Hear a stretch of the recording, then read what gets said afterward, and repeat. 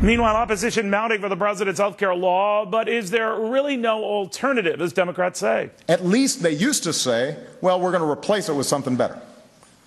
There's not even a pretense now that they're going to replace it with something better. Not so, because my next guest says come again. Congressman Tom Price has been pitching his own plan way before we even had Obamacare as a dream. The Congressman joins me now. But that is the rap, as you know, Congressman, that Republicans are good at tearing down, offering nothing in return. You've had this out there. You've been ignored. Tell us what happened and where your proposal stands. Thanks, Neil. It really is so sad because the president knows, we've explained to his administration and to others, the president knows that there are other alternatives out there, alternatives that put patients and families and doctors in charge, not Washington, D.C. Our proposal, H.R. 2300, is a comprehensive piece of legislation that would get folks covered with insurance that they want to buy for themselves, not that the government forces them to buy, solves insurance challenges like portability and pre-existing, and saves hundreds of billions of dollars, does all of that without raising your taxes a penny, and doesn't put Washington in charge of a thing. So there are wonderful, positive alternatives. To have the president continue to say that is just not true, and he knows it's disingenuous when he says it. All right, now I don't know if he's referring to your plan or not even discussing your plan, Congressman, but he says that Republicans are perfectly fine with going back to the days when the uninsured had no option. Does your plan provide options for the uninsured?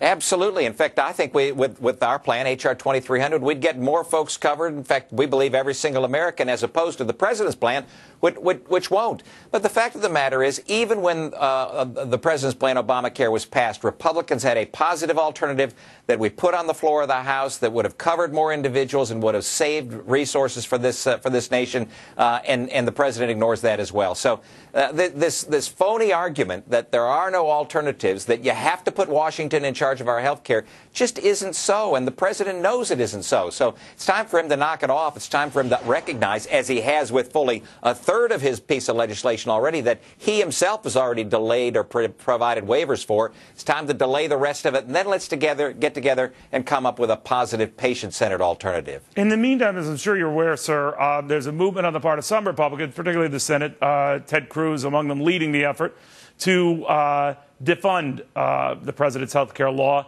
maybe even risk shutting the government down to force the point. How do you feel about that?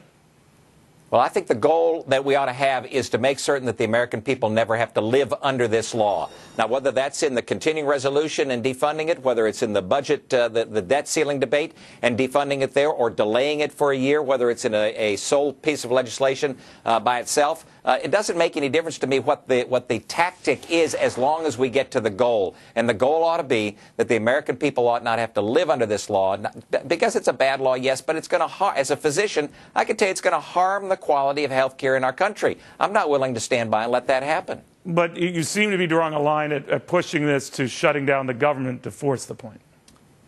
I don't think you necessarily need to do that. If that's all that we had in our armamentarium, then sure, I'm there. But that's not all we have. In fact, I'm a plan A, plan B, plan C, plan D guy. Yeah. You got to have alternatives. And I believe that the administration is going to recognize, once they see that the rollout of these exchanges on October 1st isn't going to work well, I believe that it's very possible that the administration will say, look, why don't we delay this a year? And we would say, that sounds like a good idea to us. It's what we've been calling for. And we may actually be able to do this in a bipartisan way, which certainly would be welcome to the American people. Congressman, Doctor, thank you very, very much.